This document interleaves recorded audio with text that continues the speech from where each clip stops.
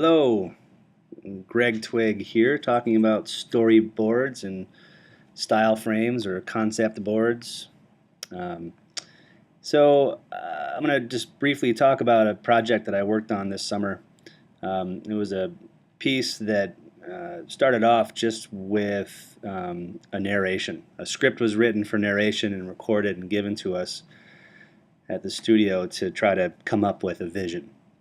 So in our case, the the script or story came from almost like a poem, um, something written by Edward Abbey. So we broke down the words and kind of started to brainstorm basically what visuals were coming to mind from what we were hearing. And the first step that we took was to um, approach a storyboard process here. So everyone should know what a storyboard is. It's just real quick, rough drawings that um, give a sequential order to the visual that you hope to create and the experience that you're going to share with your audience.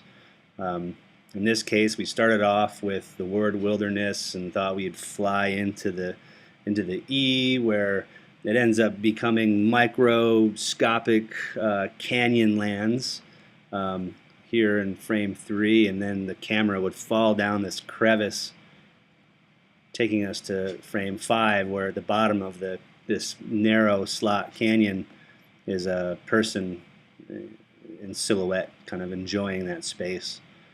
And from there, we knew we needed some transition to get us from frame 5 to frame 6, which was, the script says, open to sea and sky, joyous in its plenitude and simplicity, perfect yet vulnerable, unaware of what's coming. And so I thought it would be a great opportunity to have just some wildlife, and we chose a deer.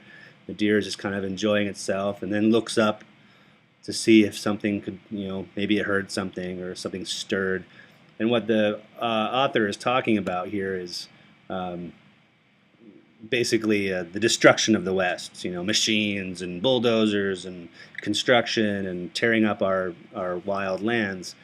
So then we thought, it'd be a great time to fly through the canyon to reveal the monsters, these trucks coming up over the horizon, creating a dust cloud, and then an aerial shot of these things, and then a big nasty one that almost has like eyes, and it's throwing debris and junk all over. You kind of get the idea. These images are rough, but a really great start for us to finalize, the artwork and the animation, the movements, the cameras, etc., that we'll be dealing with in order to make this happen. And we continue on. In fact, 13, 14 were really great ideas that we storyboarded, but ended up scrapping later for a different solution.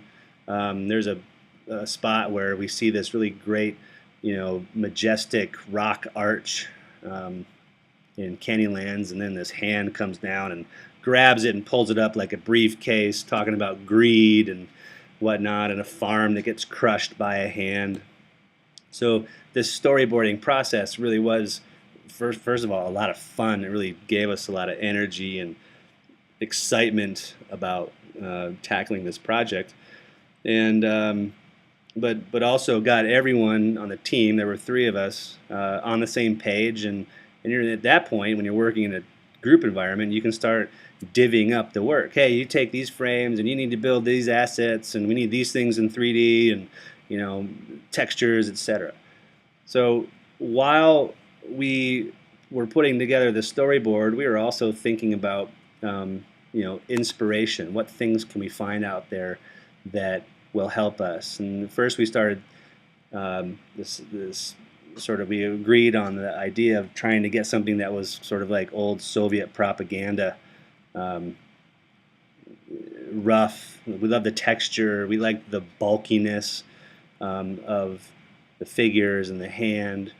We found another thing that seemed to be interesting. We ended up not really going down this path. But then, we know we needed bulldozers, so we searched bulldozers. What do they look like? What different kinds of crazy ones are out there that we could sort of pull from in our illustrations? We knew we needed eagles and different canyon lands and slot canyons and textures of rock and what are the skies like? What are the most amazing colors we can find? And all of this research of just searching through the web basically, helped spark some really cool solutions for how we handled the artwork and the style of this piece and how it came together. And then we had to do things like, figure out what is our texture base going to be. We really like this paper composite that we made from several different images that we had photographed.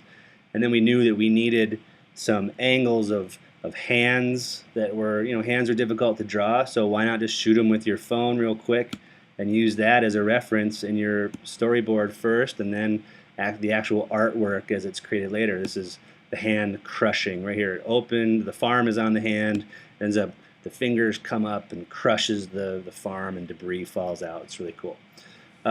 So inspiration, that whole path was also happening simultaneously as we're storyboarding, because there were 3 of us. Doesn't really matter when it happens, but it should happen. And then what we ended up doing from there is started coming up with our concept boards.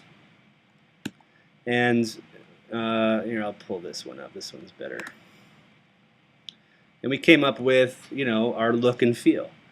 So the first process, storyboarding this thing out, is about what is the image narrative that we're trying to create here. And that's something that we all had to make sure we were on board for, but then also had to make sure the client was on board for. Once we got approval on that, then we put together, we started working on our style frames. These are the textures, the colors, what the people will look like, what the bulldozer will look like, in order for us to come to terms and agree on how this will actually manifest visually.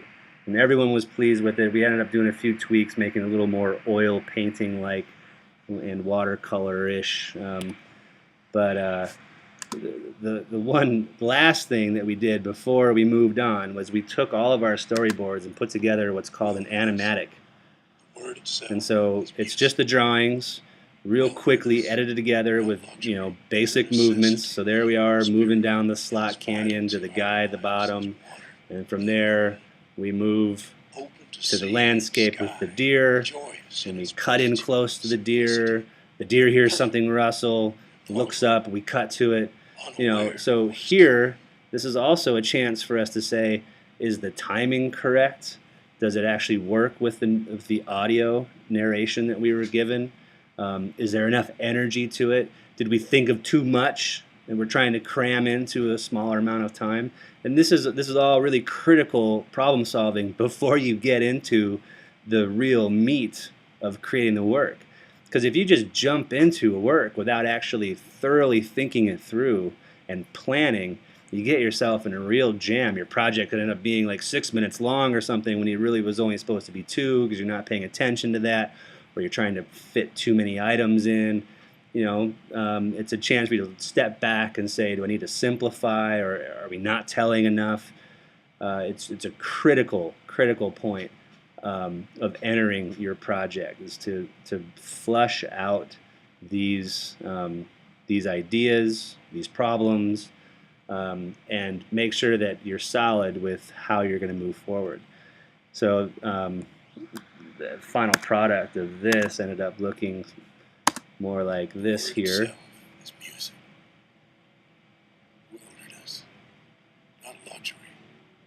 And we got some really amazing textures. This is all handmade.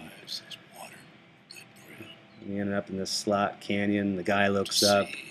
We transition to the deer. Now we have more deer than just the one, but that's part of the process too. Of course, you're going to change things a little bit.